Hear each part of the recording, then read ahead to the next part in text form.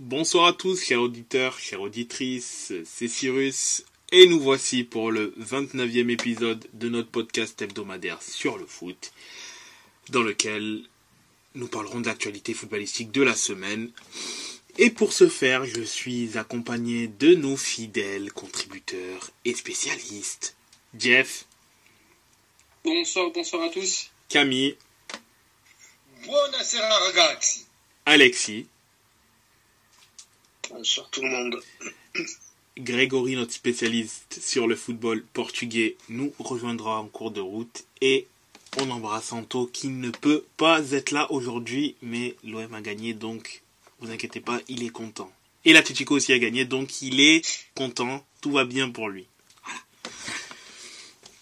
Donc, cette semaine, pour ce faire, en termes de voyage footballistique, on a décidé de poser d'abord nos valises en Italie pour parler de cette 15e journée de Serie A qui a quand même apporté quelques nouveautés au classement. Et donc, après moi, bien sûr, je parlerai en dernier de l'Inter de Milan qui a fait, comme ces dernières semaines, un résultat positif. Camille, Jeff, dites-nous-en un peu plus sur ce qu'ont fait la Juve et le Milan AC cette semaine. La parole est à vous. Jeff, est-ce que tu veux commencer sur le non-match que vous avez fait ou est-ce que tu me laisses la main je te laisse la main. Non, vas-y, je te laisse la main. Eh bien, la Juve, encore une fois, s'est imposée et c'était un des gros matchs quand même de ce week-end en Serie A. La Juve jouait contre Naples et la Juve face à un Napoli conquérant, faut dire quand même ce qu'il est, s'est imposé encore une fois par un but d'un défenseur, ce qui commence à devenir assez récurrent ces derniers mois du côté de la Juve, et c'est le 3e but de Il Gattone, Federico Gatti, qui est tout simplement le 3e défenseur dans les 5 grands championnats à être le plus décisif au niveau des buts cette saison, qui a permis à la Juve de s'imposer. On notera notamment aussi un énorme manqué de Kvaratskhelia face au but, servi tout seul par Osimhen. Il se retrouve face à Tech, face à Chesney, mais il a complètement dévissé le Géorgien. Donc, gros succès de la Juve qui est toujours encore à une seule défaite cette saison.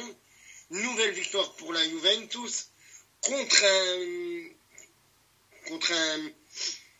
un autre prétendant aux places européennes. Et franchement, ça fait vraiment un énorme bien parce que du coup, on laisse les autres prétendants derrière et on colle toujours encore à l'Inter qui inflige à cette Serie A une cadence infernale. Alors, là où je suis aussi content, c'est qu'on a enfin retrouvé la défense à 3 qui pour moi ne devrait plus bouger de la saison. Cette défense, Danilo, Bremer, Gatti, qui pour moi vraiment sont les 3, faut plus y toucher. Si on fait souffler quelqu'un, on peut faire rentrer Rugani, on peut faire rentrer Roysen, mais pour moi, c'est les 3 qui doivent jouer 90% du temps de la Juventus. Après, évidemment, j'aimerais voir un Dujan plus décisif. Parce que ça commence vraiment à devenir compliqué, quoi, là, au niveau du Dujan, quoi. Mais, bon, c'est encore une victoire, c'est une victoire décisive, quand même, il faut dire ce qui est, pour la Juve. Mais, oui, faut que Dujan marque plus souvent. Là, il a marqué 2 fois en 2 journées. Gatti, est-ce que c'est pas lui, notre nouveau Dujan? Mais oui, la Juve qui s'est imposée face à un Napoli qui était pourtant bien armé, hein, avec Osimhen, avec Kvara, avec les Jelinski, Anguissa, tout ça. Il y avait juste personne au poste d'arrière gauche et ça s'est un petit peu fait sentir notamment avec le boulot qu'a fait Cambiaso sur son côté, qui est normalement côté gauche, mais qui a fait un superbe match côté droit, pas comme Kostic malheureusement de l'autre côté. Et oui, la Juve, c'était vraiment une Juve da Scudetto. Faut dire ce qui est, c'est une Juve da Scudetto. On n'a pas tiré beaucoup de fois cadré au but, on a tiré 2 fois au but cadré, mais on en a mis un dedans. Ça suffit. Alors, est-ce qu'on n'a pas le ballon? Oui, mais cette Juve n'est pas fait pour avoir le ballon. Et tant que ce soit Allegri sur le banc, on ne l'aura pas le ballon. Et ce n'est pas dans notre ADN, on n'est pas le Barça, mais on est là pour gagner. Moi, ça me suffit. 1-0. Si on gagne 38 fois dans la saison 1-0, je prends. Et franchement, c'est possible. Par contre, ça va être à toi de parler, et ça va être un peu moins amusant, on va dire, de ton côté. Effectivement, c'est beaucoup moins amusant. Le Milan a rencontré l'Atalanta le week-end dernier. Que dire Pioli perd de plus en plus son leadership au sein de l'équipe. Le résultat final 3-2, dont une passe décisive de Charles De Ketelaere, qui encore appartient officiellement à Milan, mais prêté du côté de l'Atalanta. But de Giroud sur l'égalisation, parce que Milan était mené déjà 1-0 par un but de Lookman. Donc égalisation de Giroud. Puis encore un deuxième but de Lookman, plus deuxième but, égalisation de Jovic, donc ça fait plaisir. Deuxième but pour le joueur arrivé cet été. Même si on espère toujours un renfort offensif cet hiver, comme Jonathan David par exemple, pourquoi pas. Et puis à la fin, ça a fait 3-2. Ça a fait 3-2 par un but de Muriel. Bon, que dire, ce Milan-là n'est vraiment pas convaincant. On espère que l'arrivée officielle, qui est arrivée aujourd'hui, l'arrivée officielle de Zlatan au sein du staff pourra faire changer quelque chose. Alors personnellement, vous expliquer son rôle, je ne pourrais pas vraiment vous le dire parce que pour moi c'est un peu énigmatique, un peu flou ce que j'ai lu sur les médias dans la journée, mais il pourrait avoir un rôle d'intermédiaire entre les joueurs et le côté technique au sein des dirigeants. Donc on espère que Zlatan pourra rapporter son leadership au sein de l'équipe. Et on verra ça au prochain match contre Newcastle, qui pourrait, en cas de défaite, pourrait être décisif pour Pioli, qui pourrait éventuellement être démis de ses fonctions en cas de défaite. C'est vraiment en cas de défaite ou en cas de non-qualification en 8e, même si la qualification en 8e, concrètement, elle est conditionnée à beaucoup de paramètres positifs? Il n'y a pas que, effectivement, comme tu as dit, il n'y a pas que la victoire de Milan, même si Milan arrive à gagner, ça dépendrait d'autres paramètres qui ne sont pas qui ne sont pas dus à Milan seulement. Mais de ce que j'ai lu pour l'instant, c'est si Milan perd contre Newcastle, ça pourrait être la fin de Pioli. Alors qui pour le remplacer pour l'instant, on ne sait pas. On n'a pas il y a eu plusieurs noms qui ont couru ces derniers mois, mais pour l'instant, il y a aucun nom qui est en tête de liste. Parce que bon, après, je pense parmi les entre parenthèses, mecs libres, t'as éventuellement Conte, mais le Milan ne joue absolument pas à 3, et lui, Conte, il va falloir recruter sévère pour avoir des joueurs capables de jouer son jeu. Il joue en plus à 2 devant. Autant Giroud, je pense que ça maturait bien avec lui. Mais après, je sais pas. Enfin, il faudrait refondre l'effectif vraiment de A à Z. Après, il y a qui? Il y a éventuellement Tudor. Mais est-ce que Tudor n'attendrait peut-être pas que le poste de la Juve se libère, vu qu'Allegri, ça semble pas être super sûr qu'il prolonge l'année prochaine, qu'il reste l'année prochaine, même en cas de cheat de Scudetto par exemple. Il y a Thiago Motta qui est l'attraction principale vu son boulot à Bologne. Bon, c'est justifié, totalement justifié, mais bon, est-ce qu'il quitterait Bologne en cours de saison? Rien n'est moins sûr. Mais ça semble un peu... c'est pas facile, hein. C'est pas facile de virer Pioli maintenant, hein, mine de rien. Est-ce que Abate, donc l'entraîneur de la Primavera, pourrait faire l'intérim jusqu'à la fin de saison? Ouah, c'est chaud, hein. C'est ça, c'est compliqué, mais faut dire que la Primavera, les résultats sont pas si mauvais que ça, hein, avec Abate. Il fait du très bon travail, sans mauvais jeu de mots, il l'abat un beau travail. Oui, oui, mais après, le souci est que... Il faut avoir deux casquettes. Ouais, parce que coach principal et coach de la Prima, tu vois, c'est pas pareil, c'est quand même pas pareil, tu vois, la pression est complètement différente. En Italie, bon, faut dire la vérité, même si avec la Primavera t'es bon, on s'en fout un petit peu, puisqu'ils s'en foutent des jeunes, donc bon, c'est dommage, hein, mais voilà, la Prima de l'Inter est performante sur ces dernières années, sans être arrogant et vanter vraiment l'Inter, mais l'Inter, ces dernières années, globalement, a des jeunes performants. Niveau résultat, ça va. D'ailleurs, je crois qu'ils sont leaders au classement, mais ou parmi les premiers. Mais au final, il n'y en a pas spécialement qui sont montés en A, tu vois. Donc, tu vois, c'est compliqué. Il faudrait pas le griller. Tant qu'il fait du bon travail à la Prima, il faut le laisser. Et après, bon, à voir ce que ça va donner sur plusieurs saisons, mais... Malheureusement, vu qu'en Italie, c'est pas totalement encore ça concernant l'inclusion des jeunes dans les effectifs, bon, ben, voilà. Je crois que Camille avait quelque chose à dire. Tu voulais dire quelque chose, Camille? Ouais, je voulais juste revenir sur ce qu'on disait sur Allegri. En effet, il est de plus en plus probable que le coach Toscan quitte la Juve en fin de saison. Et on parlait de la Primavera, des coachs de Primavera qui sont propulsés en équipe Fagnon. On a vu à la Juve ce que ça a donné, notamment avec Andrea Pirlo. Ouais. Parce que Pirlo qui était venu pour coacher la Primavera de la Juve, et au bout de 3 semaines qu'on lui a dit, ben finalement Andrea, tu vas pas faire la Primavera, tu vas faire l'équipe 1, et puis Dai, tu es coach de l'équipe Fagnon, quoi. Ouais, mais je pense que c'est ça. Malheureusement, on a vu malheureusement tout ce que ça a donné avec Pirlo à la Juve. Il y avait beaucoup d'anciens coéquipiers à lui qui ne l'ont pas respecté tout simplement en tant que coach. Mais je pense que lui, ça a été un choix par défaut aussi. Ils l'ont pris parce que c'était plus simple de le recruter lui pour l'équipe première que de recruter quelqu'un d'autre.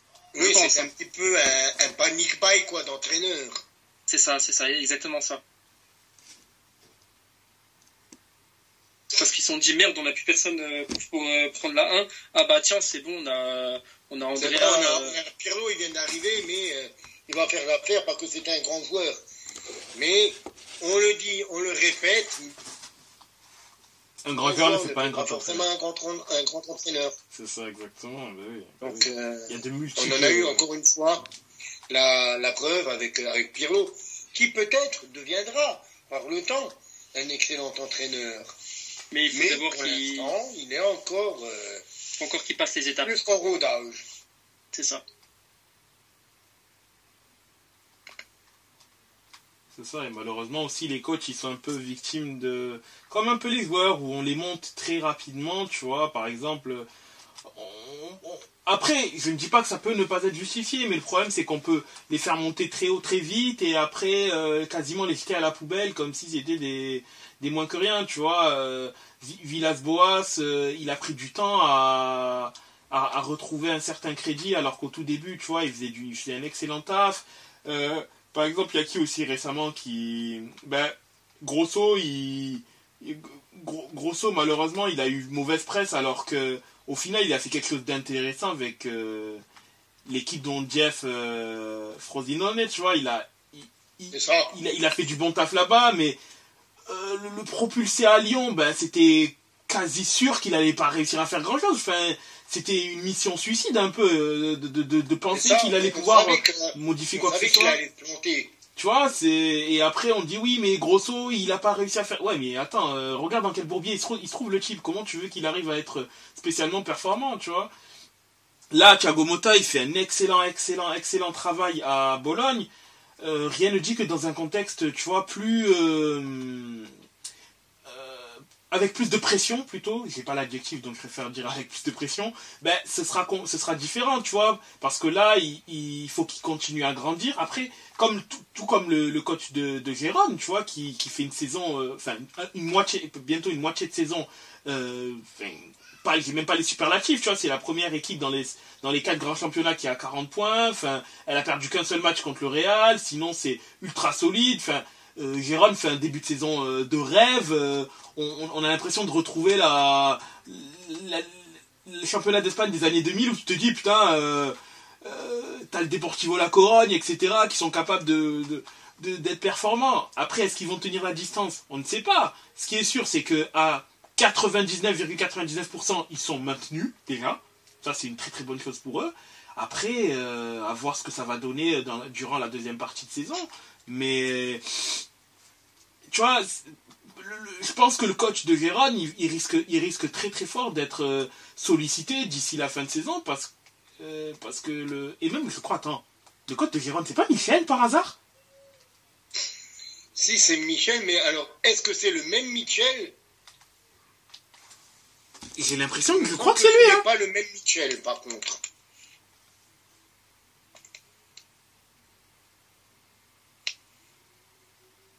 Moi j'ai cette impression que je pense que c'est lui, hein. Ah non, Rayo Vallecano, Huesca, Gérone. Ok. Oui, en effet, ce n'est pas le même. C'est pas le même. C'est pour ça parce que j'avais fait le lien une fois et en me renseignant, j'avais vu que c'est pas le même. Ce n'est pas l'ancienne star du Real Madrid. Ouais. Ouais, il a entraîné le Rayo, Huesca, avec les deux, il a gagné la Segunda Division, et après, depuis, il est à Gérone, et l'année dernière, il a failli être européen. Cette année, il se passe ce qui se passe. Après, je pense aussi, ce qui est bien, c'est que vu qu'ils font partie du City Group, tu vois, ils ont... En réalité, les moyens, ils les ont. Après, ne va-t-il pas se poser le problème si Gérone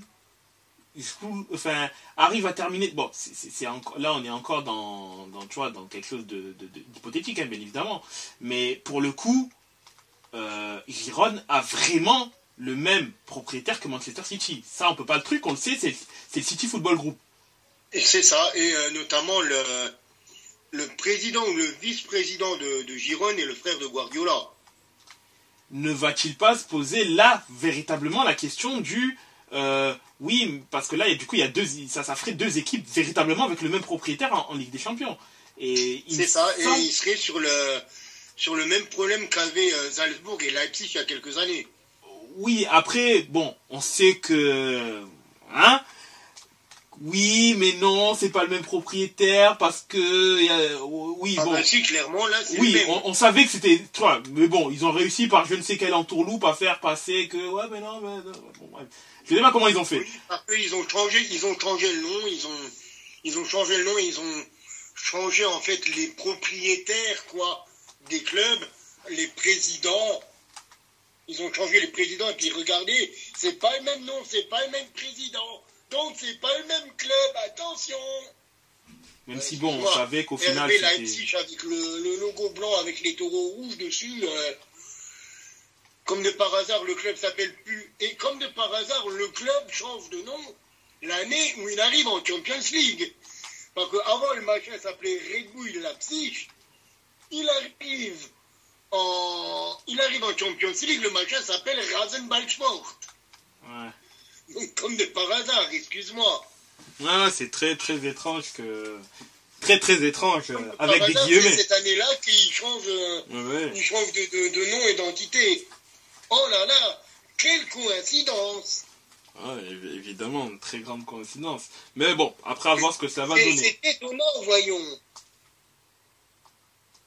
Mais ça m'étonnerait pas. Enfin, encore en Espagne, les principaux banquiers, Xavi, je ne le vois pas, même s'il risque d'être contesté si le Barça finit pas dans les 2 premiers, et d'ailleurs ça commence à gronder parce que notamment défensivement le Barça c'est absolument pas au même niveau que l'an passé, où l'an passé ils étaient solides. Là je crois ils ont pris plus de buts que l'année dernière, dans toute la saison dernière, oui. En championnat bien sûr. Donc ça commence à gronder déjà à ce niveau-là. Et ensuite, on n'a plus l'impression de retrouver ils n'ont plus l'impression de retrouver le même Barça avec les mêmes bases que l'année dernière. Bon, bizarrement, l'effectif. Par contre, ne gaspille pas tous tes biscuits, mon cher Cyrus, parce que sinon, tu n'auras plus rien pour la partie Liga. Oui, mais t'inquiète pas. C'est juste... T'inquiète pas, je sais où je vais en venir. C'est pour dire que au Real, sauf miracle, Ancelotti ne sera pas contesté. À l'Atlético, Simeone l'a prolongé en CDM, contrat à durée jusqu'à qu'il meure, quoi, en gros. Sinon, on va pas les quitter. Et du coup, les banquets vers les gros clubs, ils ne semblent pas être libérés. De ce fait, je pense que ça va plus se pencher peut-être vers l'étranger pour voir s'il peut, selon la saison de Gérone, être sollicité. C'était par rapport à ça. Mais bien évidemment, je parlerai plus en détail quand on parlera de la Liga. Mais ouais, concernant, pour revenir au sujet sur la Serie A, si Pioli se fait virer, c'est pas facile hein, de savoir qui va éventuellement le remplacer. C'est très bonne question. Hein. Franchement, très très bonne question parce que c'est pas... Ben, si vous attendez jusqu'à la fin de la saison, moi j'ai un bon nom hein, pour le Milan, il n'y a pas de souci. Ça ira, on s'en passera. Bah après c'est le... En plus, vous ne serez pas perturbé au niveau capillaire, hein, c'est le même. Bah après n'empêche un retour encore à la maison. Hein, c'était lui qui vous a fait gagner le titre après que vous l'ayez viré quand même pas mal propre. Donc bon. Voilà. Au final, après, est-ce qu'il sera adapté pour cet effectif-là? J'ai peur que si Allegri prend ce Milan, dans l'hypothétique possibilité où il prend le Milan, il risque de brider les Leao, etc. Déjà, tu parlais tout à l'heure avec je sais plus quelle cause d'une défense à 3. Actuellement, avec l'effectif qu'on a, c'est pas possible. Il y a beaucoup trop de blessés et défenseurs centrales. Tu vois bien, on a Théo qui est obligé de jouer en défense centrale pour pallier les absences, tu vois. Bah c'est bien, au moins il est polyvalent comme son frère. Ouais, c'est bien, il est polyvalent. Mais... Il est bridé, oui, bien évidemment, c'est pas son poste. Vous allez faire comme Tottenham la semaine dernière, il y a 2 semaines, quand ils ont aligné 4 latéraux en défense. Je te jure. Bah, on va mettre Kronic, hein, tant qu'il est là, on va mettre Kronic en défense centrale, t'inquiète. Mais mettez Giroud, il sait jouer partout. C'est vrai. Il sait même jouer au gardien, Giroud. Et il est très bon.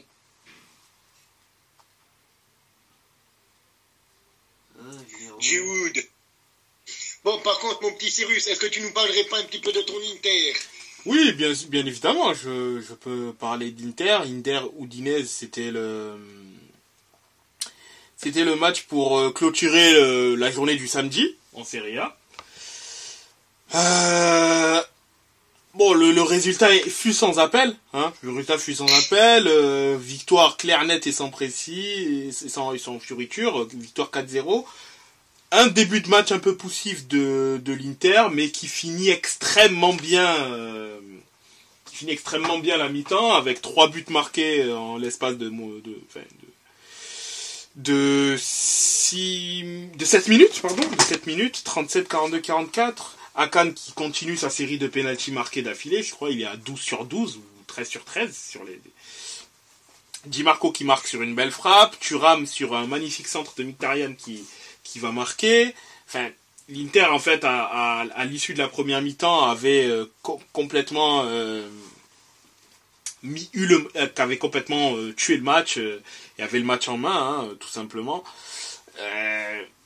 Bon, malheureusement, l'Udinese n'avait pas cadré de tir, donc bon, Sommer, il a fait un bon petit somme en première mi-temps. Seconde mi-temps, l'Inter, bien évidemment, puisqu'elle menait 3-0, elle a un peu ralenti le rythme, hein, un peu plus ralenti le rythme, et ce qui fait que l'Udinese a pu un peu plus tirer au but, même si, Sommer a fait un arrêt en 90 minutes, donc ce n'était pas spécialement un match très compliqué pour lui. L'Inter a clos la marque sur un but de Lautaro qui pour le coup est un vrai but d'attaquant qui a faim. parce il est vraiment parti le chercher tout seul. Il a parti récupérer la balle quasiment au milieu de terrain, pressé comme un malade mental. Puis après, il est venu, il a dribblé, il a mis sa petite frappe côté gauche et puis ça a fait but. Mais il est vraiment parti le chercher. Et... Bon, ça montre à quel point il a faim. Hein. De toute façon, il est plus que jamais meilleur buteur du championnat, hein, avec 14 buts en 15 matchs. Bon. Rien à lui. Et moi, j'ai une question pour toi. Oui. Vis-à-vis de Lautaro. À ton avis, est-ce qu'il est meilleur maintenant avec Marcus Thuram ou est-ce qu'il était meilleur quand il a fait sa doublette avec Lukaku quand vous étiez dans Scudetto? Alors.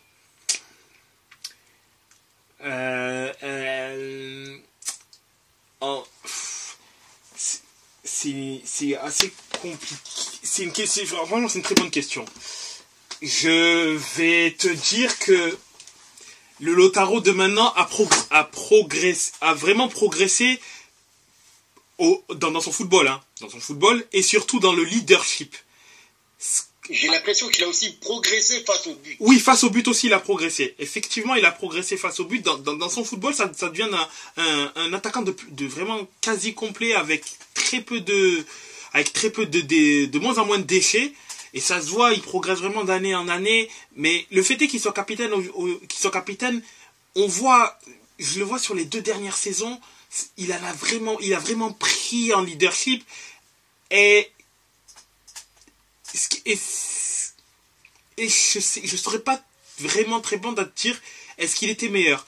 Alors le Lautaro avec Lukaku on va dire de Conte, puisque oui, Lautaro Lukaku, c'était Lukaku la pierre angulaire de l'attaque. Et donc Lautaro était pas, je dirais pas il était cantonné parce qu'il avait un rôle un peu libre, un peu libre, tu vois, il pouvait se permettre mais la pierre... C'est juste là où je voulais en venir. Parce que j'ai l'impression que quand il jouait sous Conte avec Lukaku, il avait un petit peu le rôle qu'a maintenant Marcus Thuram. Alors, j'ai l'impression qu'il était un petit peu ce tréquartiste, ce 9,5. Oui, mais oui, il était 9,5. Il était clairement 9,5, oui. Et que Lukaku, il était le 9. Oui, c'était ça. Et que maintenant, c'est lui le 9 et que c'est Marcus Thuram qui lui tire autour. En fait, oui et non. Oui, c'est vrai qu'il a un rôle plus proche du but, mais c'est pas totalement ça. C'est juste que Marcus Thuram a des qualités en fait différentes de Lukaku. Marcus Thuram a cette capacité à pouvoir être sur le côté, pouvoir déborder, accélérer, sans avoir forcément besoin d'être un point d'appui principal. Parce que Lautaro peut être ce point d'appui principal, vu que c'est lui qui va... Mais Marcus Thuram peut très bien être ce point d'appui-là. C'est juste que son jeu est différent de Lukaku. Donc forcément... Et ça, c'est aussi un truc que je reproche un tout petit peu, mais c'est vraiment parce que je suis tatillon et que je me dis, Thuram a la capacité de pouvoir être bon devant la cage.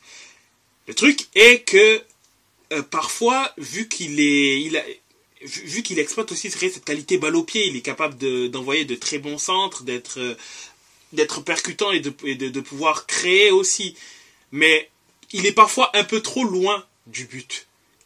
Et quelquefois, cela fait que s'il n'y a pas une incursion d'un ou deux milieux, voire du piston, du coup de l'autre, qui serait donc Di Marco, en règle générale, tu as une force dans la surface en moins, parce que Thuram, ça reste quand même quelqu'un de physiquement costaud, et qui peut aider, tu vois, lors d'un centre de Di Marco, ou de Cuadrado, ou de Dumfries, pour être à la réception du centre. Et si c'est lui qui prend ce rôle-là de centreur, il peut y avoir une solution en moins. C'est ce qui fait que pour compenser ça, et c'est très bien fait, en général, Barella et Çalhanoğlu sont très proches de la cage. Ce qui donne en gros minimum 3 joueurs de l'Inter qui sont dans la surface ou qui rôdent autour de la surface, au minimum. S'il n'y a pas un 4e joueur qui est soit Di Marco, soit Dumfries. Mais je dirais qu'en termes de complémentarité, en fait, c'est une question de préférence. Pour être plus précis, c'est une question de préférence. Si Lautaro et Thuram sont interchangeables, là où Lautaro et Lukaku, les rôles sont plus définis. Tu vois ? Donc tu sais que le Lukaku va être la pièce angulaire, sur qui tu vas devoir jouer pour qu'il libère les espaces pour Lautaro Martinez qui en profitait, parce qu'il faut le dire ce qui est, il profitait des espaces du fait que Lukaku prenait 1 à 2 joueurs. Là où, avec Marcus Thuram, tu as cette capacité de pouvoir, d'une part, directement jouer la profondeur, parce que Marcus Thuram est capable de rapidement truc, là où Lukaku, ça peut se faire en 1, 2, il peut pas le faire en une touche, tu vois. Avec Thuram, c'est possible. Et tu peux aussi intervertir, ou Thuram peut aussi, ou Lautaro peut aussi orienter le jeu, être en pivot, etc. C'est une question de préférence, je dirais. Mais moi, je préfère personnellement la seconde attaque. Bien que Lautaro Lukaku, c'était extrêmement fort. Mais je préfère Lautaro Thuram. Parce que je pense que celle-ci, elle peut être plus... C'est plus complémentaire. Plus complémentaire et plus difficile à appréhender. Là où Lukaku... C'était le 9, tu savais qu'il était dans le 9 et qu'il n'avait pas bougé. Que Lautaro allait tourner autour. C'est ça, et Lautaro allait tourner. Et surtout que pour contrôler entre parenthèses Lukaku, tu lui mets un défenseur solide et qui est capable de pouvoir faire en sorte de mettre une vraie pression sur lui. Et il peut avoir du déchet technique qui est plus grand que Thuram. Là où Thuram peut effectivement avoir du déchet technique, mais il y a moins de chances qu'il en ait comparé à Lukaku. Et c'est là où l'Inter peut être gagnant sur les rencontres européennes d'avoir un Thuram au lieu de Lukaku. Et oui, comme tu dis, il est plus incisif aussi. Ils sont tous les deux plus incisifs et plus réalistes. Ce qui manque un petit peu à notre 9 cette saison. Parce que là, j'ai les stats de Vlahovic sous le nez. Vlahovic, à part son but contre l'Inter, faut remonter à la 4e journée pour le voir décisif. Oui. Que ce soit but ou passe décisive. On n'a pas vu Dusan marquer depuis le 16 septembre face à la Lazio. Oui, ça je te l'accorde. Et bon, je vais faire le défenseur, je vais défendre Dusan parce que je trouve que c'est quand même un peu aussi injuste le procès qu'on lui fait. Dusan, pour moi, s'il est à l'Inter, il se régale, tu vois, parce que je sais très bien que l'Inter, le jeu est fait. Bon, il sera par contre, Dusan ne sera pas la pierre angulaire de l'attaque de l'Inter, s'il est à l'Inter, tu vois. Mais l'Inter joue d'une manière où, en gros, les offensifs sont également mis en valeur parce que le jeu est fait pour, tu vois. Là où je me dis... Justement, actuellement, notre attaque, elle est organisée comme la vôtre. On a Dusan en 9 et on a Kiko Chiesa qui tourne autour. Oui. Et on a un Chiesa qui continue à être incisive, voire décisive. Et on a un Dusan qui ne l'est pas cette saison. Oui, mais est-ce que attention, là je vais pas parler que de l'attaque, mais je vais parler aussi du rôle des 3 milieux de terrain. Parce que du coup, là où concernant au niveau de l'Inter, t'as quasiment deux... Enfin, je vais être grossier, mais tu vas comprendre là où je vais en venir.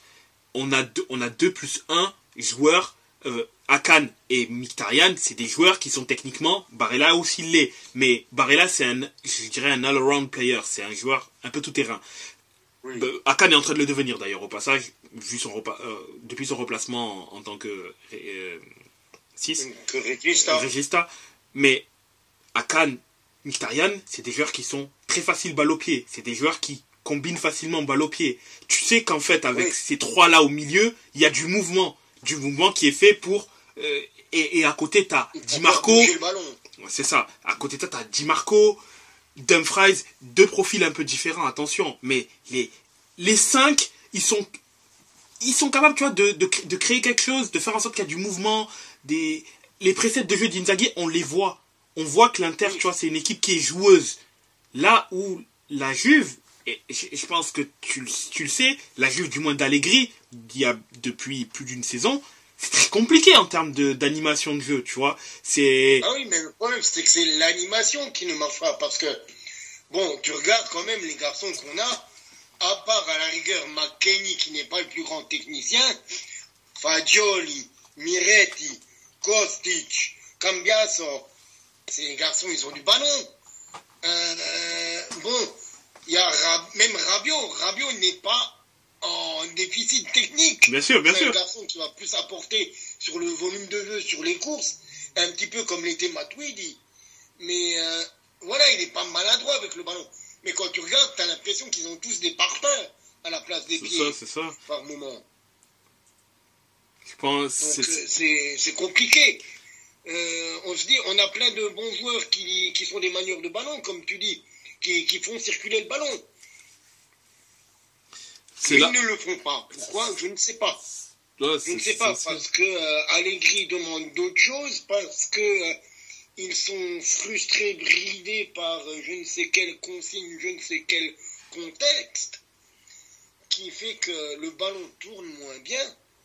Mais c'est vrai qu'on est loin des milieux de terrain, même sans prendre Marquisio Vidal-Pirlo, prendre un milieu de terrain où on avait encore un Khedira, un Pjanic, des garçons comme ça, on en est loin de ces valeurs-là. Et c'est ce qu'il faudrait retrouver à la Juve. Mais actuellement, ce n'est pas le cas. Et c'est d'ailleurs pour ça que Cristiano n'a pas apporté pour moi tout ce qu'il aurait pu apporter à la Juve. Malgré ses stats plus qu'honorables, malgré ses, 36 buts en 38 matchs ou des trucs comme ça, bon, on sait tous que c'est pas pour ça qu'on l'avait pris. Et oui, c'est une Juve qui ne manie moins bien le ballon que ce qu'elle pourrait le faire avec les joueurs qu'il y a. Oui, c'est ça exactement. Et c'est un peu ça aussi et je pense que c'est bon après c'est ça qui fait que j'ai du mal à et c'est bizarre hein, parce qu'au final je m'en fous un peu, je m'en foutiste auprès de la Juve, tu vois, parce que je sais très bien que je supporte l'Inter, mais c'est pour ça que le procès en fait qui est fait à Vlahovic en indiquant que oui ok d'accord il est pas assez décisif et tout etc. Je dis mais est-ce que le jeu de la Juve est fait pour mettre en valeur les attaquants aussi? Tu vois, de faire en sorte que les attaquants puissent avoir des munitions. Et malheureusement, la réponse, elle est non, en fait. Il y a des trucs, parfois, excuse-moi de te couper, mais parfois, il y a des trucs où je me tape la tête. Il y a une occasion, je crois que c'est là contre le Napoli. Il est servi tout seul dans la surface. Au lieu de prendre le ballon lui vient de sa gauche. Donc, il peut directement armer du pied gauche. Qu'est-ce qu'il fait? Il fait un contrôle, il marche à moitié sur le ballon, et du coup, il tire pas comme il faut. Et là, c'est exactement le symbole un petit peu de cette Juve qui ne sait pas se servir de son ballon. Et pour moi, les deux Serbes qu'on a, c'est les meilleurs exemples.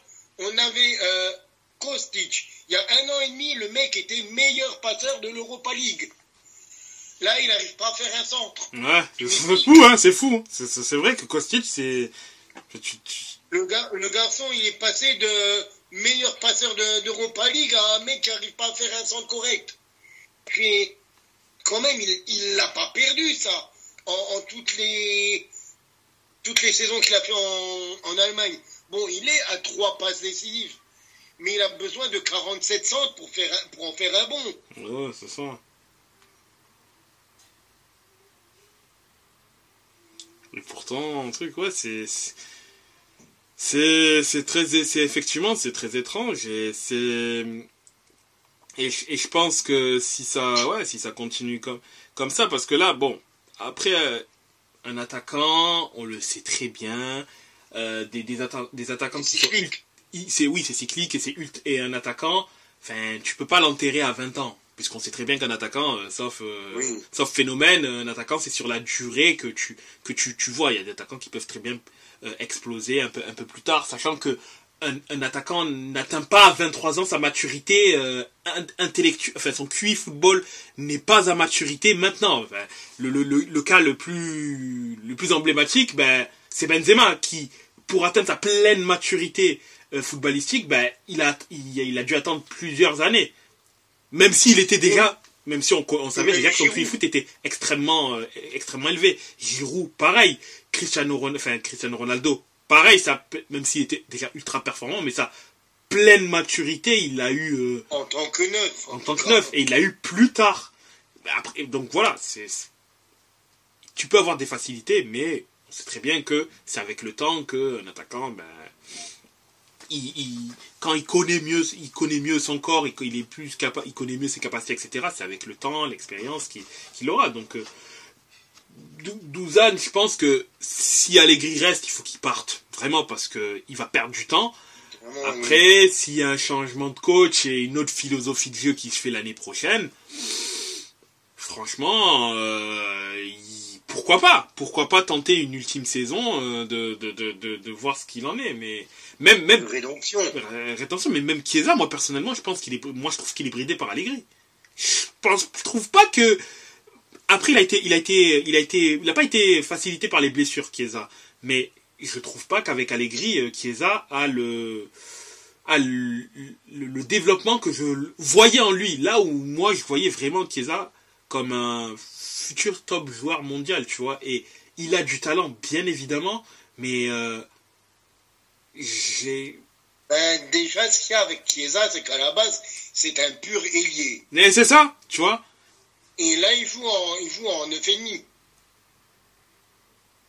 Parce que Allegri veut absolument jouer avec deux garçons devant.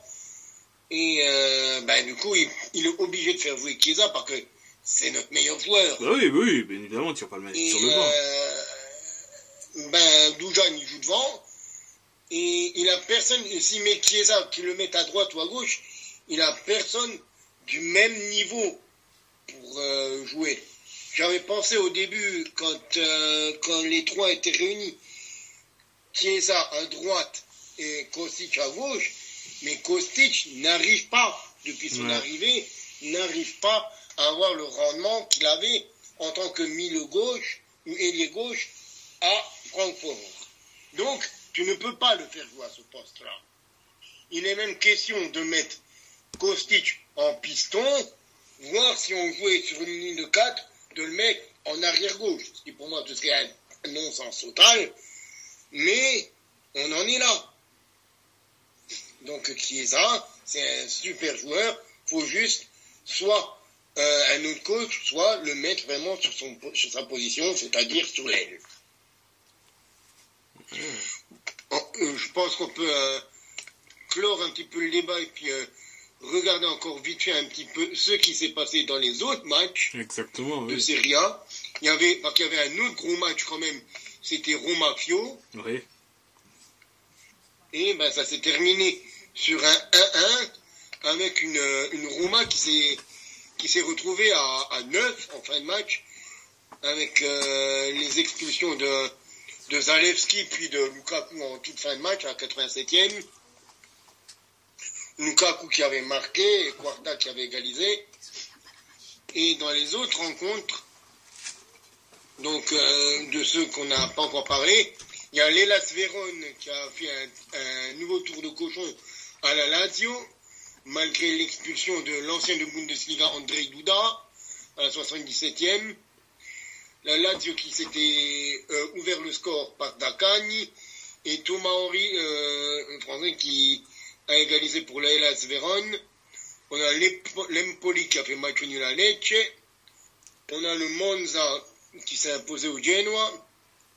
Le Frosinone qui a fait 0-0 face au Torino. On a la Bologne qui allait s'imposer à la Salernitana 2-1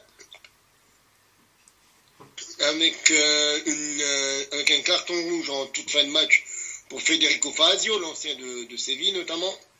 Et on a encore un match qui est en train de se dérouler actuellement. Cagliari qui reçoit sur sa pelouse Sassuolo.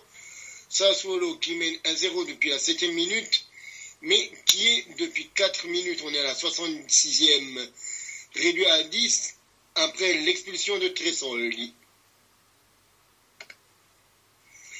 Et au classement, on a l'Inter premier, la Juve à 2 points, Puis le Milan déjà à 7 points de la Juventus, la Roma 4e, le Bologna 5e, le Napoli avec sa défaite face à la Juve qui est 6e finalement, la Fio qui n'a pas réussi à prendre les 3 points face à la Roma qui est 7e, l'Atalanta 8e avec sa victoire face au Milan, le Monza 9e, la Lazio avec son match nul 10e, la deuxième partie de tableau c'est le Torino 11e, le Frosinone 12e, Sassuolo avec son actuelle victoire qui se dessine est 13e, le Lecce 14e, 15e le Genoa, 16e l'Udinese, le premier non relégable c'est l'Empoli, 17e avec 12 points, 1 point de plus que l'Hellas Vérone, Cagliari et la Salernitana ferment la marche.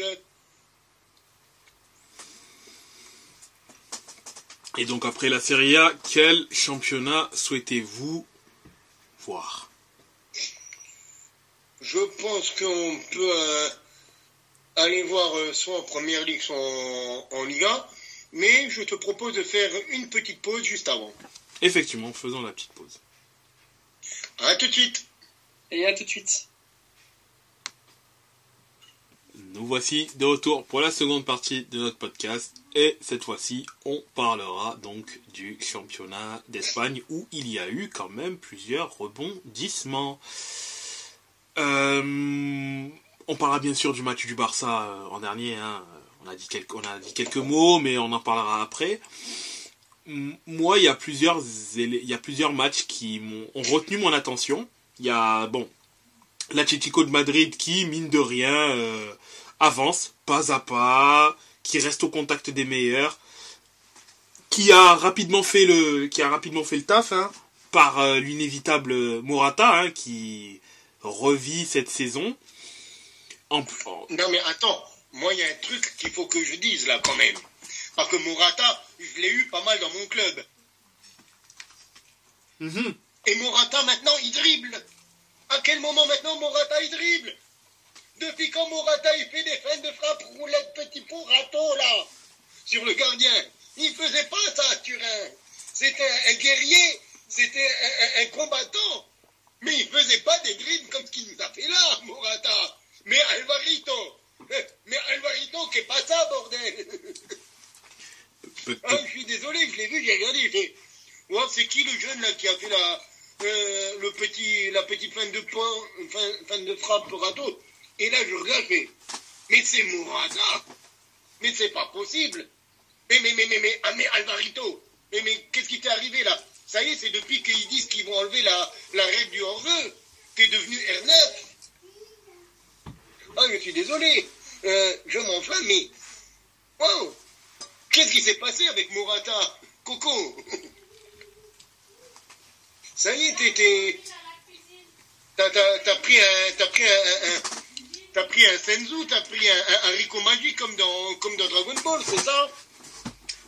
Je pense que franchement, il doit, lui et Griezmann, je sais pas ce qui, Griezmann, non, c'était déjà depuis la fin de la Coupe du Monde qu'il était revigoré, mais les deux, vraiment, ils tournent à plein régime cette saison. L'Atlético, ça tourne, mine de rien. Et c'est toute l'équipe, je pense, qui en profite au final. Et de toute façon, c'est que du positif pour eux. Et bon, que ça continue ainsi. Au final, ils sont bons. Oui, et puis il fait tranquillement ses stats. 8 buts, 2 passes décisives en 14 matchs. Voilà, il est là, Alvaro. Lui, de toute façon, lui et Griezmann, Griezmann il a 9 buts, lui il a 8 buts, une doublette qui marche très bien, donc rien à signaler, rien à dire concernant cela. T'as le deuxième match qui a retenu mon attention, c'est le Betis. Le Betis contre le Real. Ouais, le Betis contre le Real, un match très... Quel goal, l'égalisation du Betis, de Ruibal. Mais quelle frappe, quel golasso.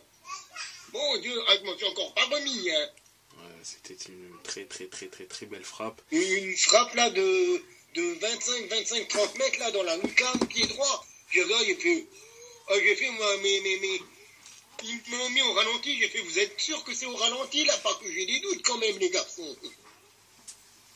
J'étais là, en plus le mec, premier but de la saison, contre le Real, j'ai fait, il choisit bien son moment en tout cas. Bien son moment pour se mettre en valeur. Hein.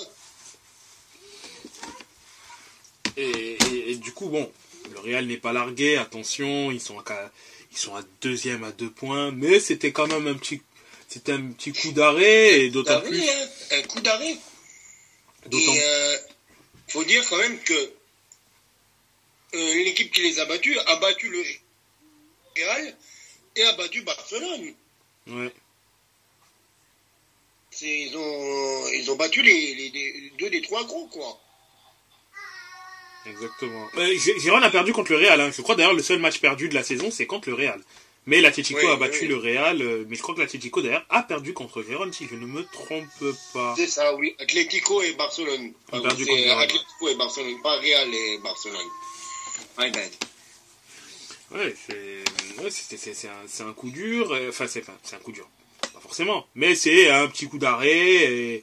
Et ça fait que, du coup, Girona est pour l'instant premier avec 2 points d'avance. Bon, après le Real, quand même, on sait que le Real, ça tient sur un fil au vu de la liste des blessés. Et l'important, ouais, c'est ça tient beaucoup à Bellingham, de leur buteur en plus. Mais ils ont quand même des blessés importants, et je pense que les prochaines semaines, ça ira mieux lorsque leurs principaux joueurs reviendront. Bon, ça ne remplacera pas le problème de l'attaquant, puisque bon, Bellingham ne pourra pas être éternellement ce qu'il est, même si bon, là c'est 14 matchs, 12 buts en championnat, ce qui est pour un pur milieu de terrain pour le coup exceptionnel, mais ils pourront pas après non, tout est possible, hein, vraiment on sait que tout est possible dans la vie, mais il y aura un moment dans la saison où peut-être Bellingham aura un coup de moins bien, déjà qu'il joue blessé. Et donc, bon, voilà. Mais quand tu regardes la liste des blessés, il n'y a que des titulaires, en fait. C'est ça le problème. C'est ça le problème. Militao, Tchouaméni, Vinicius, Vini, Camavinga, Carvajal. Même Kepa qui était blessé encore jusqu'à il y a quelques jours. Hein. Exactement. Donc, au final, c'est des joueurs d'envergure qui sont blessés, donc c'est pas facile. C'est vraiment pas facile, et pourtant ils arrivent à quand même tenir la baraque. Mais heureusement qu'ils n'ont pas cette liste de blessés en février-mars, parce que là, par contre, ça serait beaucoup plus compliqué. Et voilà. Bon. Ouais. Enfin, quand même, bon, Tchouaméni devrait revenir. En 2024, début 2024, Camavinga aussi. Vini, ça serait début février. C'est ça. Et bon, Militao et Courtois, ils sont rentrés pour la saison.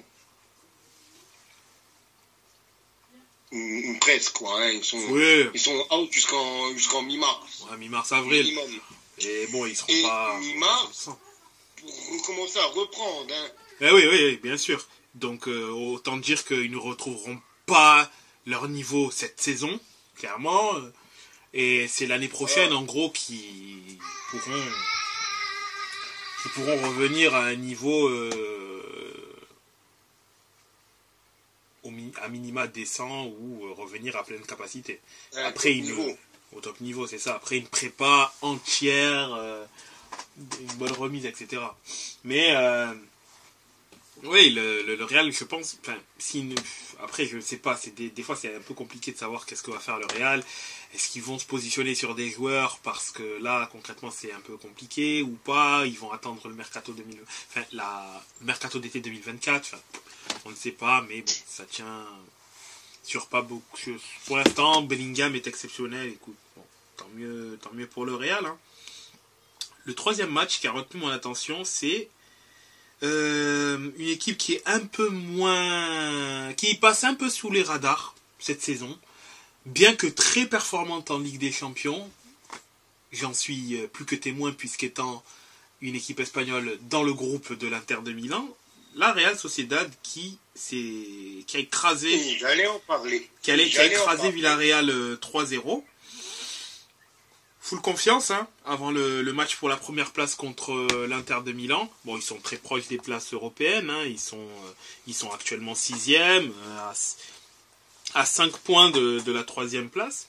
Ils sont pas non plus largués. Mais il y a tellement de beaux joueurs dans cette équipe. Et moi, c'est ces petits prodiges Kubo, hein, moi, qui retient toute mon attention. Et pourtant, c'est pas un 10, donc me connaissant, c'est étonnant. C'est vraiment le joueur de couloir par excellence. Mais Kubo, vraiment, avec son petit numéro 14, qui a d'ailleurs été nouveau décisif, il est extraordinaire. Il est extraordinaire comme garçon, parce qu'il peut jouer partout. Kubo, il peut jouer partout. C'est un garçon, il peut jouer à droite, il peut jouer à gauche, il peut jouer au centre. Et il te fera le même rendement. Je ne sais pas ce que tu en penses, toi, ou d'ailleurs ce que les autres en pensent, parce que nous monopolisons la parole, mais Alexis ou Jeff peuvent s'exprimer aussi, hein, sur les joueurs ou les équipes dont on parle. Tout à fait, mais c'est vrai que la Liga, c'est pas le championnat qui m'intéresse le plus. Je ne suis pas spécialement. Kubo, pour moi, c'est un joueur frisson. C'est un joueur qui est capable de... sur un geste, sur un dribble, sur une accélération, de pouvoir provoquer, faire des différences. Et je trouve que c'est vraiment bien. Enfin, ouais, c'est vraiment bien comment le Real le traite, parce que le Real ou la Real le Real, du coup, parce que certes il a été transféré, mais j'en suis quasi sûr que le Real a une clause de contre-achat. Je sais pas si c'est comme ça que ça se dit, mais a une priorité d'achat à un prix d'ailleurs dérisoire, ça doit même pas être au-dessus des 30 millions. Une priorité de rachat, c'est ça. Ouais. S'il explose. Au cas où ils voudraient le reprendre. Et parce que je crois que la Sociedad l'a acheté définitivement, en parenthèse, pour même pas 10 millions. Ce qui est aujourd'hui dérisoire au vu de ce qu'il montre et de son potentiel, tant footballistique que marketing, du coup, parce que bon, mine de rien. C'est japonais. Ouais, c'est le marché asiatique. C'est un joueur qui est talentueux pour le coup. C'est pas, quand je dis marketing, c'est pas parce que seulement c'est un joueur asiatique. C'est quelqu'un d'ultra talentueux et que voilà, mine de rien, ça peut avoir une incidence positive, surtout pour le Real de Madrid, surtout pour Monsieur Pérez, qui ne rechigne pas avoir des joueurs d'envergure, si possible étrangers, leur permettant de pouvoir faire quelques petites pépettes. Il ne dirait pas non. Je pense que ce ne serait pas le président qui dirait non. Donc, je pense que le Real risque de s'activer sur Kubo, qu'il ne va pas faire long feu à la Sociedad. Alors, positif ou pas, je saurais pas le dire, parce que pour moi, Kubo a le potentiel pour être un joueur avec du temps de jeu, mais partons du principe où le Real va s'activer sur un grand attaquant. Un attaquant de classe mondiale, il y aura 2 places sur 3 de prise déjà. En sachant que Rodrigo a beaucoup de temps de jeu, pour ne pas dire qu'il est titulaire. Il va falloir que si Kubo rentre au Real, et je pense que s'il continue comme ça, il y a de fortes chances qu'il revienne au Real, que Kubo soit très intéressant quand il joue. Pour faire douter... Et il y a Henrik aussi qui arrive, parce que j'ai oublié en plus. Henrik aussi va arriver.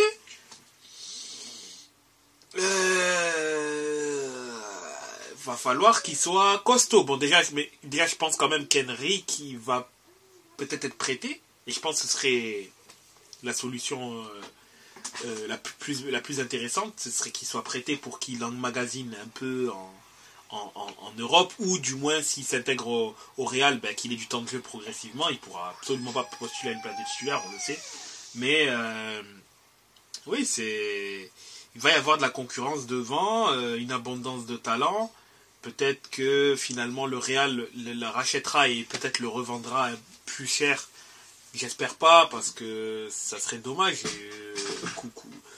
Kubo qui puisse avoir du temps de jeu régulier au Real, je pense qu'il pourrait l'avoir, il a le talent pour, il serait capable de faire des différences, et donc bon, après faudra voir ce que ça va donner, mais après, moi je me dis, il pourrait aussi aller au Barça. Kubo aller au Barça, Équipe qu'il a connue dans les équipes de jeunes. Ouais. Mais après, faudrait que ça soit au détriment d'autres joueurs qui sont prometteurs ou à relancer, parce que il jouera pas en neuf parce que c'est Lewandowski.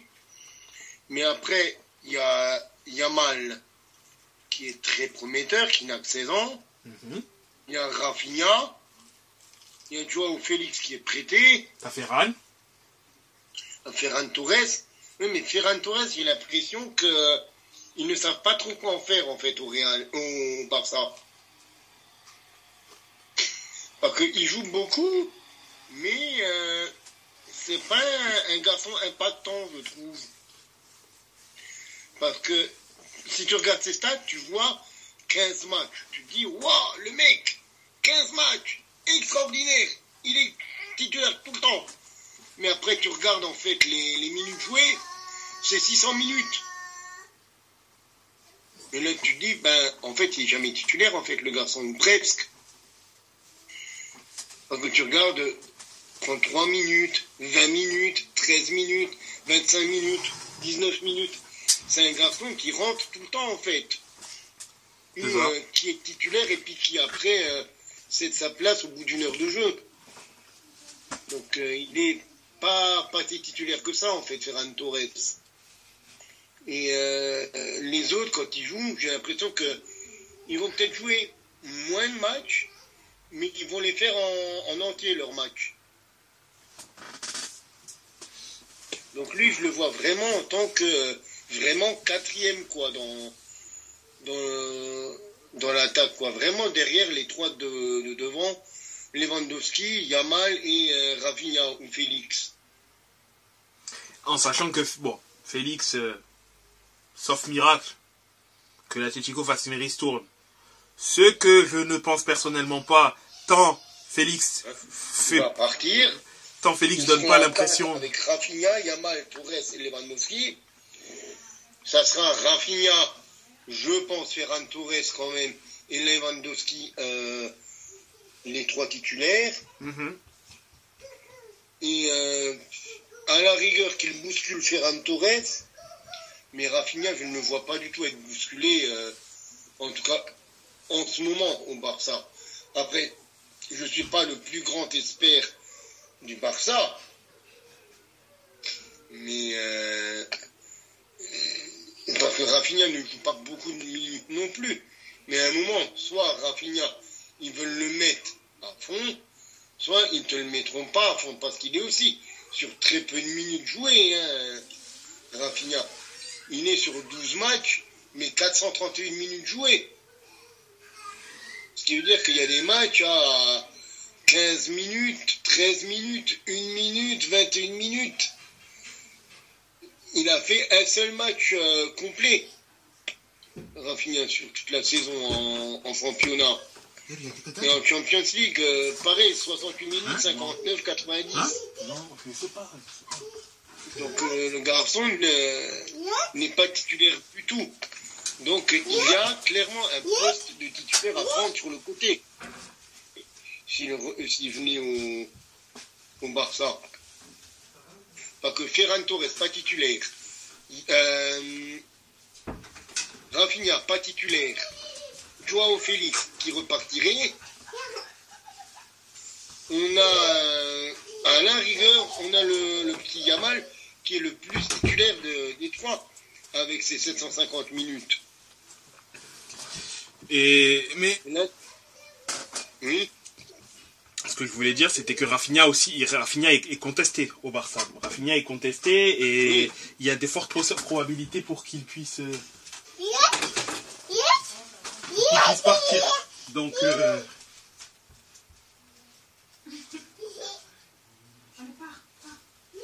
Donc, comme je disais, Rafinha est très contesté au sein du Barça et il y a des probabilités pour qu'il puisse ne pas continuer à l'issue de la saison. D'ailleurs, il n'y a pas que lui qui est contesté, Lewandowski aussi est contesté, faut pas croire. Hein. Donc, il y a, mine de rien... Oui, mais le problème, c'est que Lewandowski, c'est le seul neuf aussi vraiment de haut niveau. Le seul vrai neuf, quoi, du Barça. Oui, c'est vrai que c'est le seul neuf, en sachant, d'ailleurs, et apparemment cette info est sortie récemment, qu'Aubameyang s'était proposé pour pouvoir revenir au Barça après son expérience à Chelsea. Le Barça a dit non. Non, ça va, tout va bien, on est armé, et puis voilà. Et du coup... On ne veut pas. Oui, c'est ça, on veut pas. Et du coup, après le match contre Gérone, où on a... Ben, les journaux ont quand même parlé de cela en indiquant que, regardez, au final, Aubame, bon, ils ont parlé de sa saison en entier, mais bon, c'est surtout en ce moment que Aubame redevient Aubame, où il est ultra décisif et qu'il aurait fait du bien, notamment dans ce match contre Gérone, même si je trouve que ça pêche plutôt défensivement le Barça, et c'est voyant, hein, au vu de ce qu'il proposait l'année dernière, que c'est plutôt défensivement où le Barça pêche, où il n'y a plus cette assise-là, et donc c'est là où il faut... c'est lui, le marsupilami.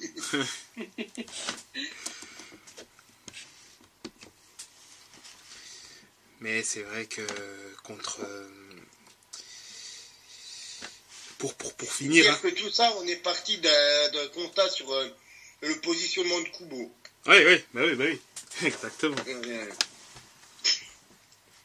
Et avec aussi un nouvel arrivé dans le club au poste d'arrière gauche, Kieran Tierney. Oui, aussi, c'est vrai. L'ancien d'Arsenal. Qui est prêté par Arsenal. Et qui fait du très bon taf, hein, d'ailleurs, aussi, là-bas. Très bon taf. D'ailleurs, Jeff, tu disais que tu ne suis pas beaucoup la Liga, ni la Real Sociedad, mais je t'invite à la suivre, la Real Sociedad, car il y a ton grand ami André Silva qui y joue. Ah, notre ancien joueur, effectivement. Il grande, oh monstro, André Silva. C'était pas le pire de l'époque, hein. Et justement, c'est pour ça que je le souligne, quoi. Non, clairement, c'était presque le meilleur attaquant de cette époque-là, hein, mine de rien. Ouais, ben oui. Bon, après, on va pas se le cacher, il a pas beaucoup joué depuis le début de la saison, l'ami André Silva. En tout et pour tout, il a joué 99 minutes dans 68 dans un match de Coupe du Roi. Ah, il a quasiment pas joué, ouais, effectivement, il a fait quasiment un match, quoi. Voilà. Il est entré 3 fois en jeu pour un total de gargantuesque de 31 minutes. Ah ouais. Dont 1 minute contre l'Atlético Madrid et 2 contre Osasuna. Ah, c'est pas Jojo, quoi. Ah non, c'est pas Jojo, comme tu le dis.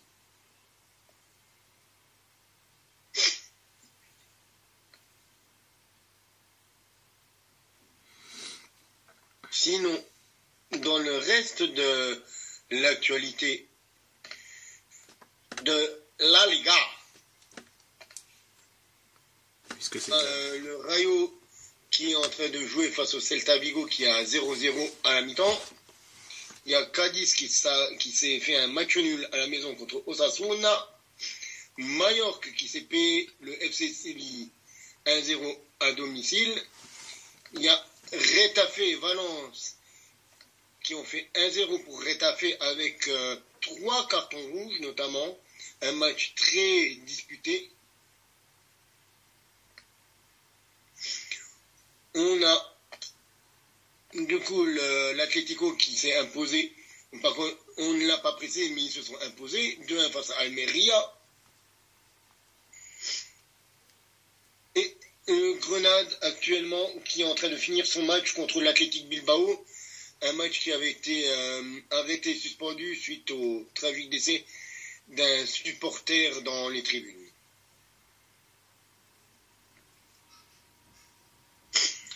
Et du coup, au classement, on a les surprenants Girona qui sont leaders de la Liga avec 41 points, 13 victoires, 2 nuls, une seule défaite. Le Real est à 2 points avec 39 points. L'Atlético est déjà un petit peu décroché, 5 points derrière, 34 points. Le même nombre pour le Barça, 4e, mais avec une différence de but moindre que l'Atlético. Étonnant, connaissant l'ADN des deux clubs. L'Athletic Bilbao est actuellement 5e, la Real Sociedad 6e, 7e place pour le Betis à 3 points de la Real Sociedad, les Basques. Las Palmas est 8e, Getafe 9e, le Rayo Vallecano est 10e, Valence ouvre la première partie de second tableau avec la 11e place, le Deportivo Alavés 12e, Villarreal le 13e, Osasuna 14e, Mallorca 15e, le FC Séville 16e, le premier non relégable et Cadiz avec 13 points, tout comme Séville. Le premier relégable, le Celta Vigo, est 18e à 3 points de Cadiz. Grenada est avant-dernier avec 8 points et Almeria n'a toujours pas gagné cette saison et avec 4 petits points ferme la baffe et un bon bonnet d'âne.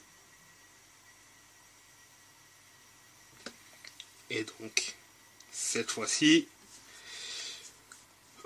avant d'aller en Angleterre, je pense qu'on peut faire un petit tour en Allemagne.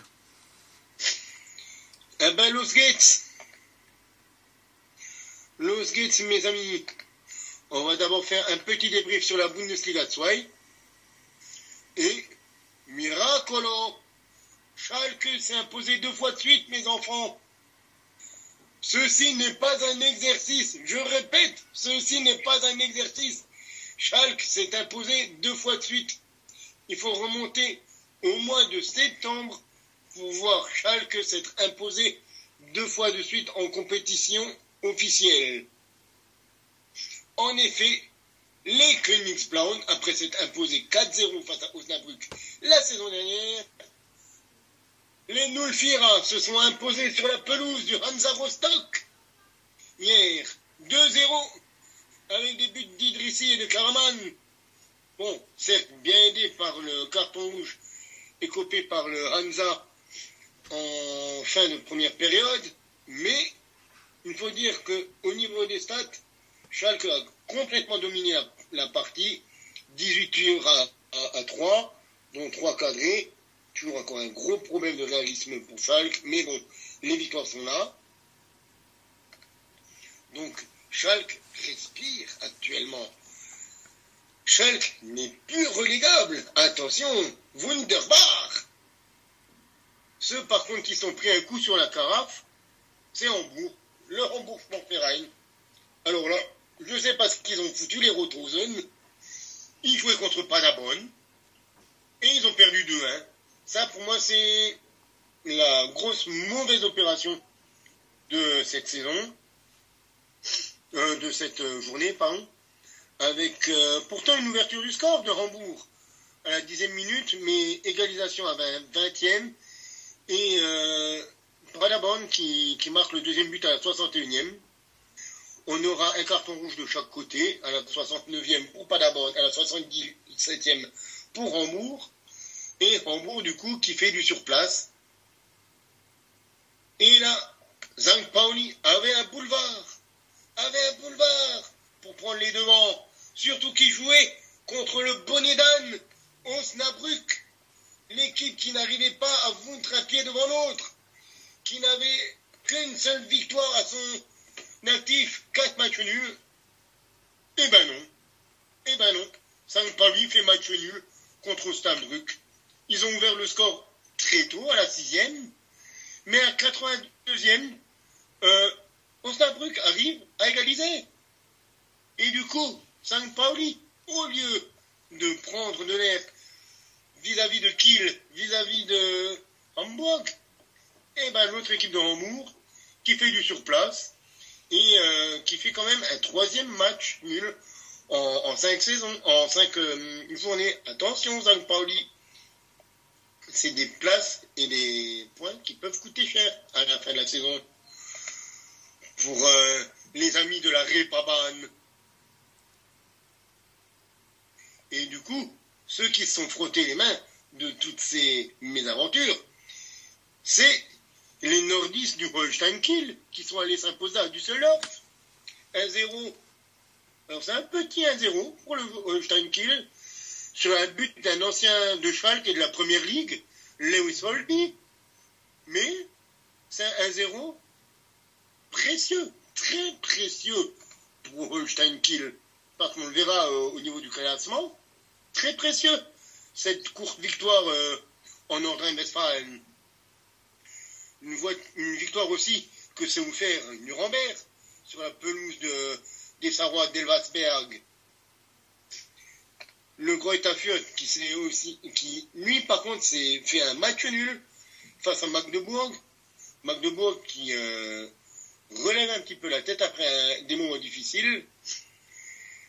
Le Hertha contre Kaiserslautern, match que j'ai débriefé sur notre site évidemment, le Hertha qui s'est imposé, qui recolle aux places de tête après une expulsion de Kaiserslautern. On notera aussi le match nul entre Hanovre et Karlsruhe à Hanovre et Braunschweig, l'Eintracht Brunswick, comme on dit en français, qui allait s'imposer 3-1 sur la pelouse du VN Wiesbaden. Et donc, du coup, au classement, comme je disais, St. Pauli n'a pas réussi à prendre la mesure par rapport à Kiel et Hambourg, et St. Pauli, qui est toujours encore leader grâce à une meilleure différence de but, mais s'est fait rejoindre au point par Kiel.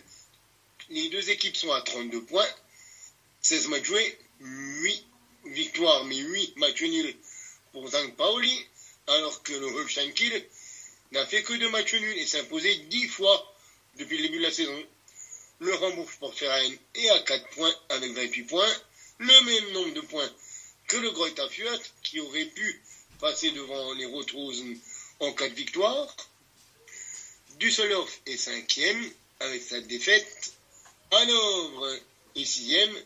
Le Hertha, grâce à sa victoire, revient à 4 points de Hambourg, qui est barragiste. Elversberg est aussi à 24 points, tout comme Paderborn, tout comme Nuremberg. On a 5 équipes à 24 points, de la 6e à la 10e place. La 11e place est pour Wiesbaden. La 2e place pour Magdebourg. Schalke qui remonte à la 13e place avec ses 2 victoires de suite. Sa 6e victoire de la saison, notamment. Karlsruhe avec son match nul est 14e. Kaiserslautern glisse doucement mais sûrement à la 15e place. Quand même 5 défaites de suite pour Kaiserslautern. Le Hansa Rostock est barragiste avec la 16e place. Braunschweig est à 6 points avec une victoire de Rostock. Et le bon dernier, pour l'instant toujours encore, Osnabrück avec 8 petits points. Voilà pour la Bundesliga. Et maintenant, appuyons sur le bouton. Premier étage. Vers la Bundesliga. Vers la Bundesliga. Je vais, comme d'habitude, laisser la parole à mon ami de Mayence, mon cher Alexis, avant de débriefer le reste. Merci beaucoup. Ça va être assez rapide parce que effectivement, donc Mayence qui s'est déplacé sur la pelouse de Cologne hier en fin d'après-midi et c'est un souffle qui veut en dire beaucoup. Il s'est pas passé grand-chose. La seule bonne chose, on va dire, qui s'est passée, c'est le retour de Brugart titulaire qui faisait son retour, qui était déjà revenu, mais qui fêtait, entre guillemets, sa première titularisation depuis 13 mois, qui était blessé depuis le 13 novembre 2022. Donc voilà, c'est une très bonne chose qui débute ce match. Et c'est d'ailleurs lui qui se met en évidence dès les premières minutes, avec une frappe, mais contrée par la défense de Cologne, qui finit en corner. Et puis en première mi-temps, plus grand-chose, hormis une petite occasion de la part de Gruda, mais sortie par le gardien de Cologne. Et puis derrière, c'était vraiment pas terrible des deux côtés. Hein.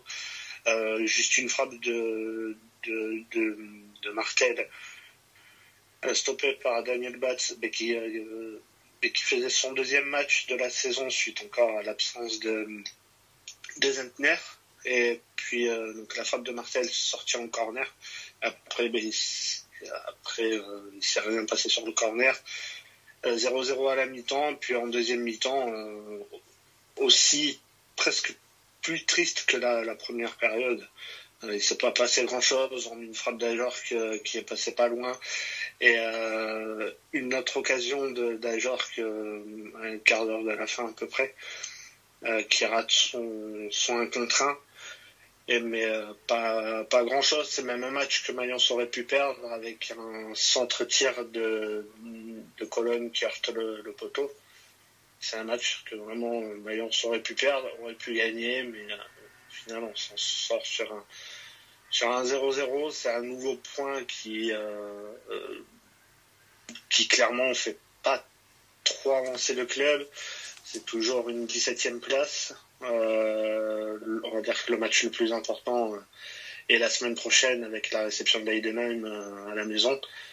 Et avant de terminer à Dortmund, mais là c'est une 17e place. Autant les dernières rencontres, j'étais pas forcément inquiet parce que je trouvais qu'il y avait des choses. Là c'est pareil, il y avait quand même quelques bonnes choses, mais ça avance pas. Donc c'est 9 points après 15 journées, c'est vraiment très très peu. La dernière fois que Mayence comptait entre guillemets aussi peu de points, c'était sur la saison 2020-2021, et avant l'arrivée de Svensson, Mayence qui comptait que 6 points avant la trêve, et qui avait pris plus d'une trentaine de points sur la phase retour. Mais je suis pas inquiet, mais il faudrait un succès pour démarrer. Alors j'espère que ça arrivera la semaine prochaine, parce qu'après quand on voit qu'on se déplace à Dortmund, qui est capable du meilleur comme du pire, faut bien finir, au moins bien finir ces 2 derniers matchs. Et si on pouvait recruter lors du mercato, ça serait une très bonne chose. Mais pour l'instant, j'ai pas forcément d'inquiétude, même si le club est actuellement 17e. Donc voilà à peu près ce que je pouvais dire sur le match de Mayence d'hier. Tu parlais de Daniel Batz, je vais faire quand même un point sur la Coupe d'Allemagne, sur le DFB Pokal. Parce que Daniel Batz, dont l'ancien club Saarbrück, après s'être offert le Bayern, s'est offert mercredi l'Eintracht Francfort en DFB Pokal. Et donc, les Saarbrück qui seront en quart de finale contre Gladbach le 30 janvier. Et ils ne seront d'ailleurs pas les seuls représentants des divisions inférieures, car Düsseldorf et Kaiserslautern seront là aussi dans les quarts de finale, ainsi que St. Pauli. On a 4 équipes sur les 8 qui ne sont pas en Bundesliga. On a Saarbrück, Kaiserslautern et un duel entre St. Pauli et Düsseldorf. Donc du coup un duel de Bundesliga 2 qui sera en quart de finale de Coupe d'Allemagne. Donc je trouve que c'est assez notable pour le souligner qu'il n'y ait que 4 équipes de Bundesliga sur les 8 derniers de Coupe d'Allemagne. J'aimerais bien voir quand est-ce que ça arrive, ce genre de choses, de notre côté du Rhin. Mais du coup, on va regarder un petit peu ce qui s'est passé en Bundesliga. Je vais d'abord faire les matchs entre guillemets moins importants, comme ce Hoffenheim-Bochum, où ils ont été s'imposer 3-1, les joueurs du TSG. On a un Heidenheim-Darmstadt, où Heidenheim s'est imposé 3-2, pour enfoncer encore un peu plus Darmstadt dans la crise. Alors c'était un match certainement, probablement intéressant à regarder, mais que je n'ai pas regardé. Je ne vais pas m'en cacher.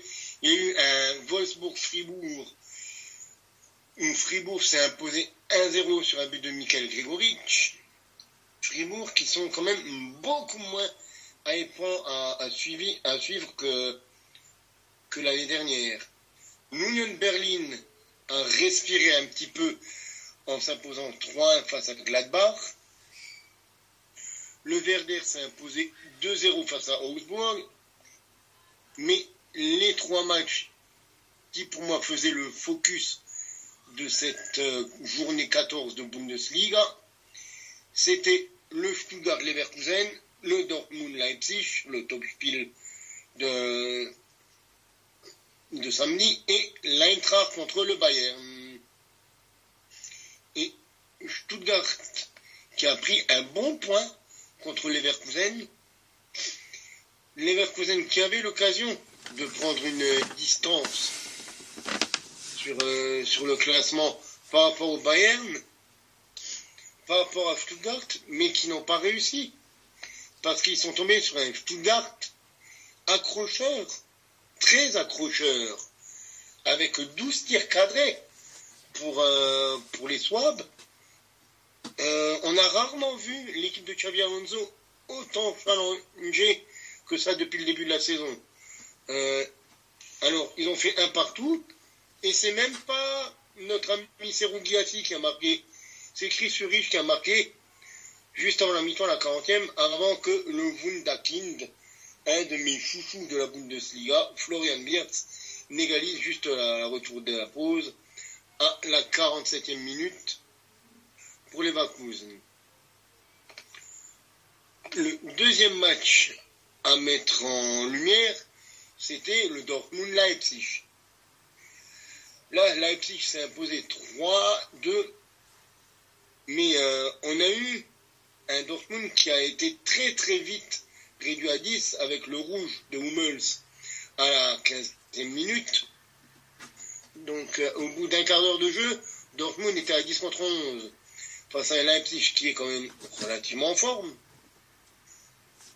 qui a ouvert le score d'ailleurs par un contre son camp de Ben Sebaini.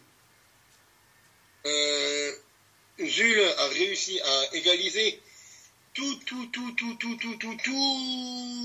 au bout des arrêts de jeu de la première période, 45+6, avant que Baumgartner donne l'avantage à Leipzig à la 54e, et on se dit jusqu'à tout à la fin que ça va rester ainsi, mais non, à la 91e, Poulsen qui donne plus d'ampleur au score à RB Leipzig à la 91e, avant que Füllkrug marque un 3-2 à la 93e, mais le score en restera là. Et malheureusement, pour Dortmund, eh ben, ça fait quand même une 3e victoire cette saison, une 3e défaite cette saison. En plus, contre un concurrent direct pour les places en Ligue des Champions. Donc là, gros accroc quand même pour moi, pour Dortmund. Et que dire de la raclée de ce week-end?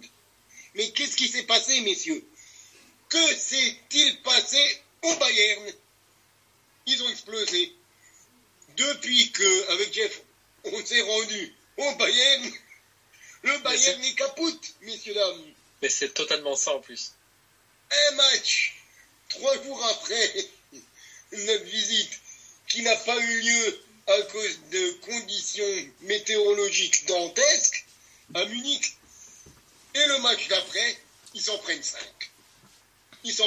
Ça fait 3 ans qu'ils n'avaient pas pris ça. C'est la deuxième fois, me semble-t-il, en une quinzaine d'années qu'ils s'en prennent 5. La dernière fois, à part un match où c'était déjà Francfort qui en avait mis 5, la dernière fois que je me souviens d'avoir vu le Bayern s'en prendre 5, c'était à l'époque de Wolfsburg, du Wolfsburg champion, où il y avait Grafité et Djeko qui jouaient encore à Wolfsburg. C'est pour dire. Ouais. Mais là... Mais ils en avaient...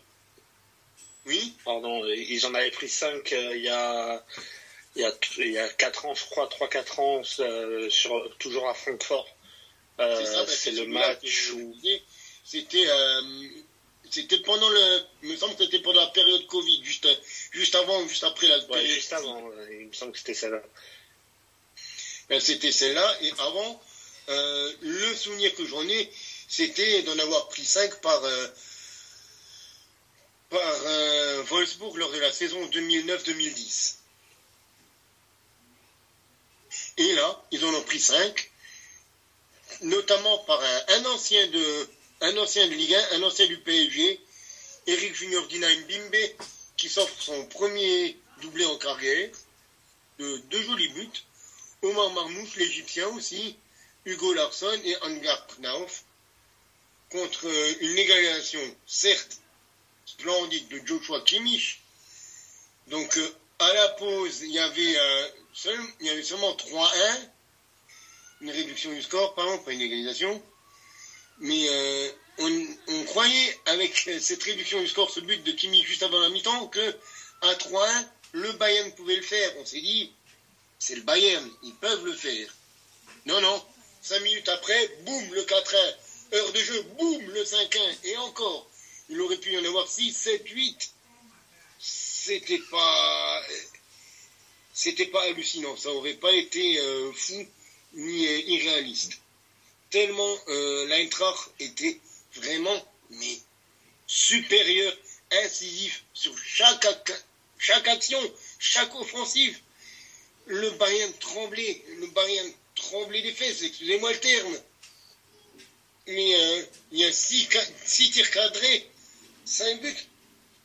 Mais dès qu'ils accéléraient, ils étaient dangereux, ils arrivaient dans les 25 derniers mètres du Bayern, Francfort. Et quand on regarde, il y a des garçons qui ont vite été sortis, quoi, du jeu. Un Mazraoui, il n'a pas vu le jour. Alfonso Delvis qui a eu du mal. Choupeau qui a été sorti rapidement aussi. On s'est dit, là, il y a quand même un gros problème parce que c'est gros nom du Bayern. Mazraoui qui était là, on s'est dit, c'est bon, on va voir le grand Mazraoui maintenant. Non, à la mi-temps, on a vite changé, vite remis Neymer parce que Mazraoui n'avait pas à tenir en fait sur le côté de Chaibi et de Dinaim Bimbe. Alors on s'est dit, là, il y a quand même un gros problème du côté Bayern. Et là, il va vraiment falloir souffler fort pour redémarrer la machine du côté Bayern. Alors, après, au niveau du classement, on a du coup Leverkusen qui est toujours leader, mais qui est toujours encore à 4 points du Bayern. Étonnant, le Leverkusen qui ne gagne pas, on aurait pu dire Bayern qui recolle, eh ben non, le Bayern perd. Bon, le troisième, c'est Stuttgart qui a fait match nul contre Leverkusen, donc ils sont un petit peu tous neutralisés en haut du tableau. Leipzig qui est final revient à 2 points du trio de tête avec ses 29 points. Dortmund qui s'incline contre Leipzig et à 4 points de son adversaire du jour, à la 5e place. Hoffenheim qui revient à 2 points de Dortmund et de la place pour l'Europa League.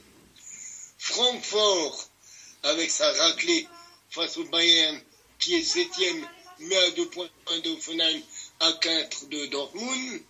Donc pour les places européennes, c'est pas joué. Pareil pour Fribourg, aussi à 21 points, les 8e.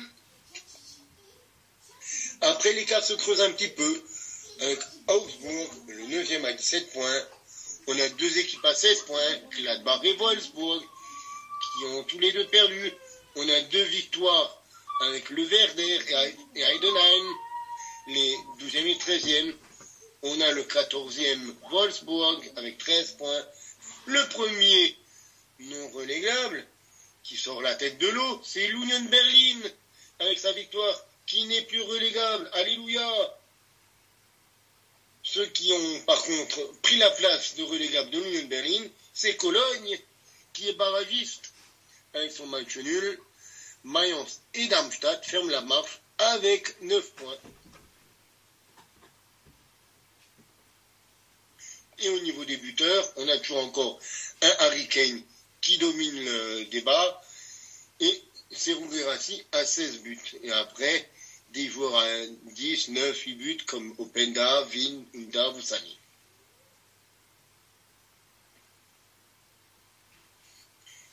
Il nous reste la Ligue 1 et la Première Ligue, messieurs. Et la Ligue 2. Que fait-on en premier? Ligue 2, tout de même. Et la Ligue 2, évidemment. Je dirais la Ligue 2 d'abord.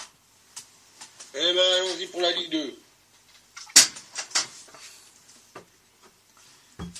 Donc on laissera la parole à Alexis, cette fois-ci, pour nous Petit indiquer... Alexis est demandé à l'accueil.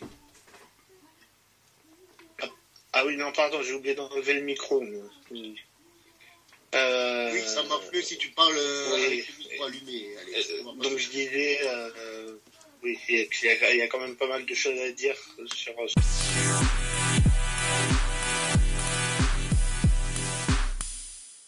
Yo les gars, si vous souhaitez avoir des maillots de qualité livrés rapidement à prix compétitif, n'hésitez pas, foncez chez notre partenaire maxikit.com. Avec le code LTR, vous aurez 15% de réduction sur votre commande. Donc n'hésitez pas, si vous êtes fan de foot, que vous souhaitez agrandir votre collection de maillots ou que vous en avez marre de payer des maillots de football trop chers, n'hésitez pas, foncez chez notre partenaire maxikit.com avec le code LTR, vous aurez 15% de réduction.